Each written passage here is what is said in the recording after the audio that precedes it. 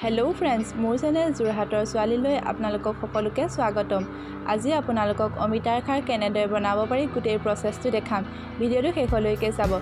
আহক ভিডিঅ'টো আৰম্ভ কৰোঁ। আৰু ভিডিঅ'টো চাই ভাল পালে প্লিজ লাইক, কমেণ্ট আৰু শ্বেয়াৰ কৰি দিব।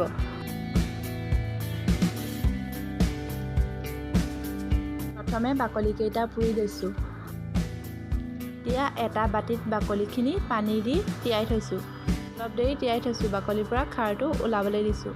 এতিয়া তিয়াই থোৱা মাটি দাইল ভালদৰে ধুই প্ৰেছাৰত ভৰাই তাত অমিতা আৰু আলু দিলোঁ। এতিয়া চেকি থোৱা খাৰখিনি দি 2-3টা চিটি মৰাৰ পাছত গেছটো অফ কৰি দিলোঁ। এতিয়া কেৰাহী এখনত তেল গৰম কৰি তাত পিঁয়াজ, আদা, নহৰু, জলকীয়াৰ পেষ্টখিনি দি দিলোঁ। অলপ লৰাই তাত দাইলখিনি দি দিলোঁ। এতিয়া অলপ উতল অহাত নমাই দিলোঁ। আমাৰ খাৰ ৰেডি হৈ গ'ল।